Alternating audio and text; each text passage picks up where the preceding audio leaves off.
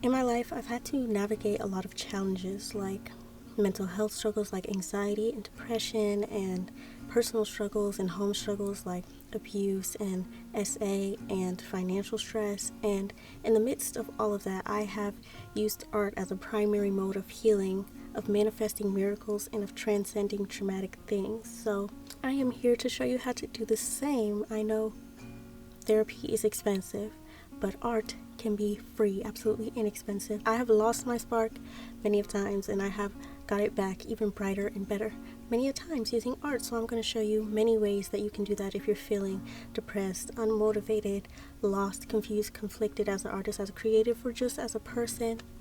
This video is here to help. Before we start, I am cleansing this space with Luz, my magical incense holder. What I mean by getting your spark back is returning to yourself, to your passions, like really just feeling like yourself again. I know the way that we live in this world, especially in America, especially with everything going on politically, like the energy is just off. It's normalized to be burnt out from working all the time and to be disconnected from your creativity and from your femininity, especially as a woman, and to just be dysregulated and in survival mode. So the art practices that I'm going to be sharing can help you get out of survival mode, return to your creativity, strengthen your intuition, and get your feminine energy and flow back and feel more balanced again and more inspired again and more connected again. I'm at a point in my life where I feel like my spark is a bit dimmed because I've went through a lot of challenging things recently. My cat recently just passed away. I had her for over 10 years. I think she was like 12 years old, 13 years old. And I got this tattoo. I designed this tattoo in her honor. I don't know if you can see. I'll also add a picture because it's a semicolon cat that I designed with a spiral that represents growth. Instead of the closing of the cycle, it is more the evolution of a cycle for her. And she was like my guardian. Like, she got me through a lot of challenging things, and there were so many times where I was like, you know, I'm here to stay because I have a cat to take care of. I have this responsibility. And so, yeah, I'm healing from that, and a lot of other personal, like, challenging things kind of have hit me all at once, and I'm kind of using art and creativity to get that back, as I have always done, and I decided to share how to do that in case there are others going through similar things. So the first step in healing is always processing and grieving. Before you skip past, how do I get better? How do I move past this? The first thing you have to do is fall apart. The first thing you have to do is cry, acknowledge your feelings, sit with your feelings always. And a lot of us try and skip this part because it is challenging. It's really hard to do, especially sitting with heavy feelings like grief and sadness and insecurity, and really sitting with your shadow. So I'm going to show you some artistic practices and ways to sit with your shadow. Okay, so I've gathered some artwork from various times in my life where I was going through really challenging things, and so this video is going to be full of artwork, full of inspiring artwork, and very visual, very pretty as well. There was a period in my life, this was like during the pandemic, where I was dealing with a lot of depression, like sadness. So I created this series of blue portraits. Sometimes I still return to them when I feel this feeling again. They represented when I felt like my grief was just all over me. Like I felt like I was my sadness. I wasn't feeling my sadness. Like that was me, like all the time. Here's one.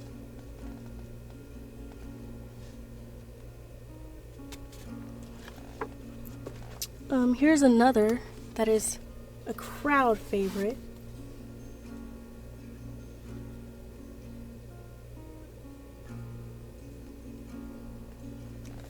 That one's called Coming Out of the Dark. And I'll add some pictures of the other ones. Here's another one that I made much more down the line. It's not a self-portrait more literally, but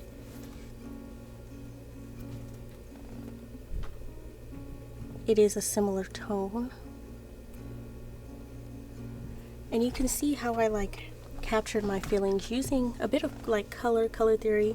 I also created some pieces During that time, I was just going through a lot, like during the pandemic, and I was in college and I was alone in this dorm, and there was just a lot going on. And so I also made these pieces in a similar time. These are all around 2020, and this was after I got SA'd, and I was making stuff like this. And I want you to pay attention to like the details, like what words I added, what energy and like feelings it emits. And at this time, it was a way for me to express how I'm feeling. These practices are really good for people who have trouble expressing how you feel, especially with words, especially talking to other people. I used to feel like I kind of shut down around friends, and I don't really tell anyone what I'm going through, and feelings can become very isolating when you feel like there's taboo or stigma around them, especially around mental health, and it's really can get unhealthy and scary when you isolate and don't address those things. So this is a way to kind of hold space for your feelings, to make your feelings feel seen and feel witnessed, even if it's just by yourself, but to kind of put a name to them if you don't have the words. This one was after I got SA'd, and it was kind of like me just feeling like, you know, almost objectified, like a doll, or I don't know, just disconnected from my body. This one kind of expresses that too, you know.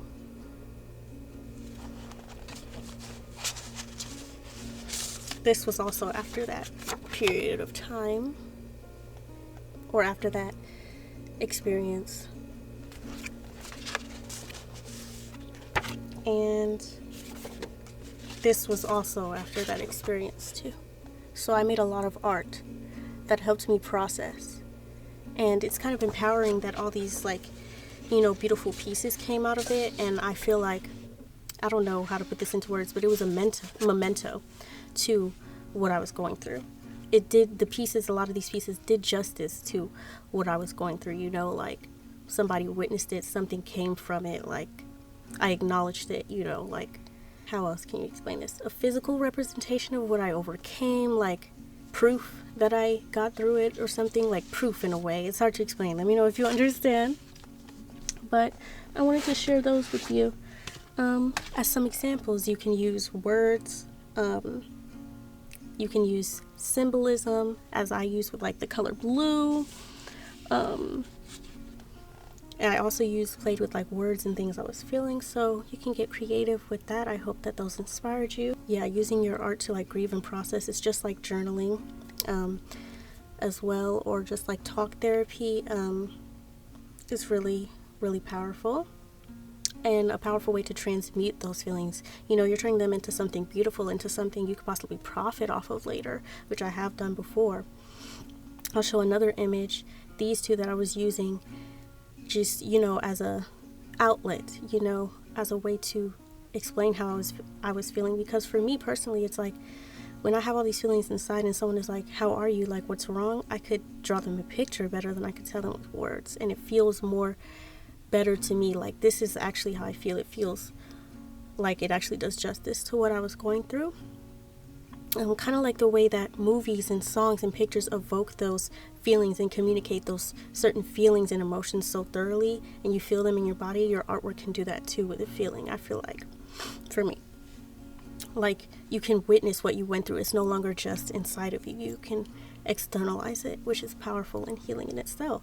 But this is also powerful for those who feel like their stories or their experiences are too dark or not palpable enough, because I know that's how I felt, and that's why I didn't open up to people, because my experiences aren't necessarily, you know, relatable or easy to swallow. I would have a lot of experience where I tell people and they kind of don't know how to react or how to support me, or makes the situation awkward, which is never fun. So when you do this, it's like you don't have to sugarcoat your story. You can reclaim your power from experiences that often make us feel powerless or shameful or took our autonomy away. You get full autonomy, full control over that. You can tell it the way you want. You have full control over your narrative, which takes me to my next point, which is reclaiming, rewriting your story, and manifesting your desires.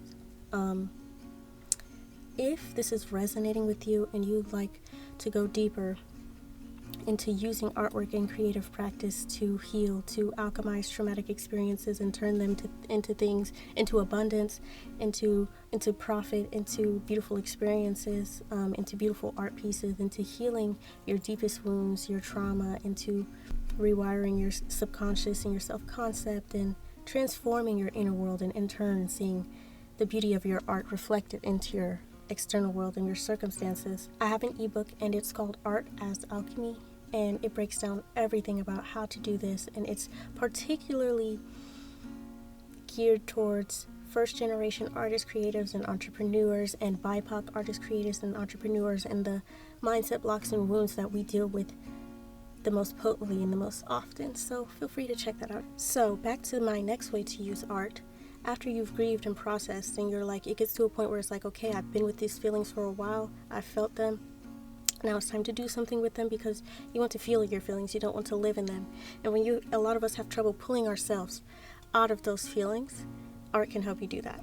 And art can also help you visualize and manifest what you want. In other words, you can use art to cultivate the state of being, call in the state of being that you desire.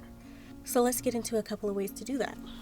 I have even more art pieces for you. So this one I made the most recently. I did a month-long trip in Bali. I just got back a little over a week ago, and I ended up drawing this. Now the state of being that I wanted to cultivate was inner peace, joy, tranquility, fulfillment. I love her. And I was dealing with a lot of, challenges. Solo traveling can be a bit anxiety provoking, a bit challenging, especially for someone who's neurodivergent. So when I was trying to calm myself down, pull myself out of survival mode, pull myself out of a panic attack, I would sit down, draw something, come back to the present, and that type of practice would help me. I have also used art to play with calling in sensuality and calling in femininity.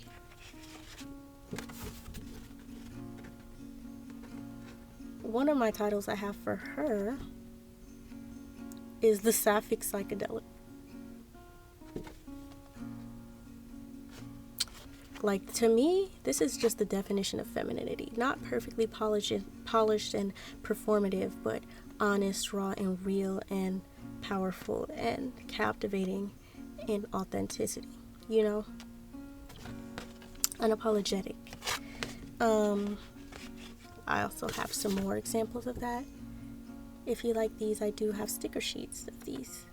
They're called the Poison Poppies. Perfect for Halloween too. They're inspired by the Poison Poppies from The Wiz. And I also have this one. I call her Celestial Soul Goddess. So those are like pieces of me just setting the intention of embodying and calling in and connecting with femininity and sensuality. I also use art. Like, I do this a lot with self-portraiture. When it comes to rewriting your story, reclaiming your narrative, turning something that was disempowering into something empowering. Self-portraiture is really powerful.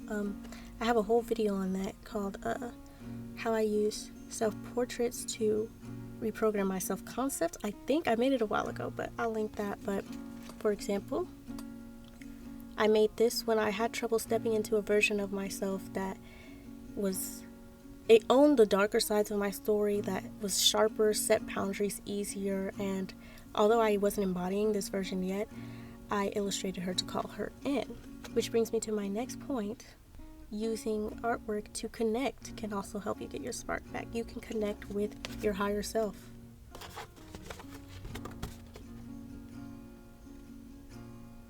You can connect with spirit guides and your inner child.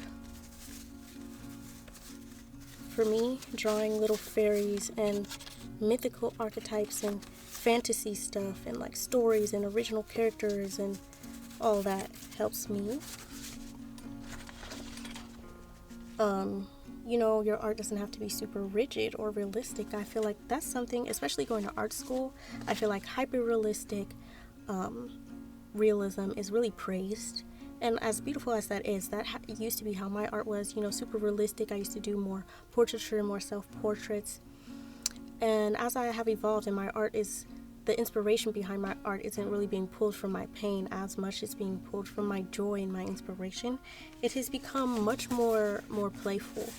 And allowing yourself to do that is really healing, because I don't know, I feel like the source of a lot of us, the dimness of our spark, is us internalizing the idea that we have to be or show up a certain way, and that's just not true.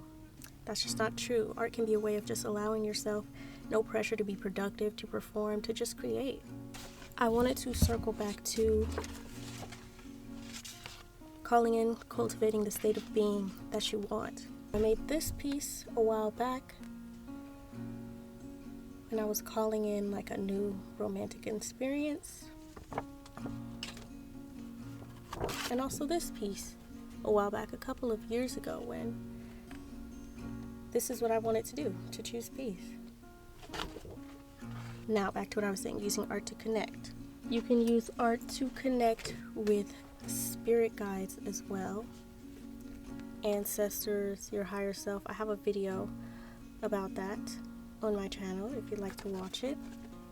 I also make oracle cards. I'll be doing a whole video on using art as a spiritual tool to strengthen your intuition and connect with femininity in the universe, so that'll be a whole different video, but that can help you get your spark back. What can also help you get your spark back is, what I do is I create jewelry and I create talismans. And if you cultivate a space, like when you're creating something like some jewelry, for example, I add some pictures and you get into the feeling that you want. Like while you're creating it, you feel very present, very tranquil. Maybe you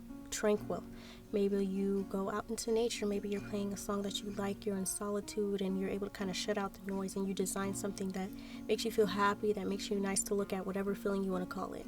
Turn that into a piece of jewelry, and then you can carry that feeling around whenever you need it to anchor you, whenever you need it to call. You need to call that back in, or you can channel your intentions into your art and make it wearable and have that feeling.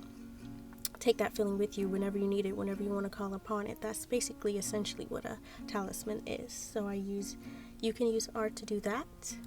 And finally, my last point, my last tip is you can use art to help others. Your artwork does help others. It helps others feel seen, feel relatable, and other ways. But you can create offers. You can create, for example, my YouTube channel is a form of art for me. You can create resources, and just helping people, expressing yourself, helping people who have gone through similar things as you, who are feeling the same as you, is very healing too. For example, if this video resonated with you, and you are feeling like your spark is dim or lost, I am hosting a sculpting workshop where we learn to sculpt things like this.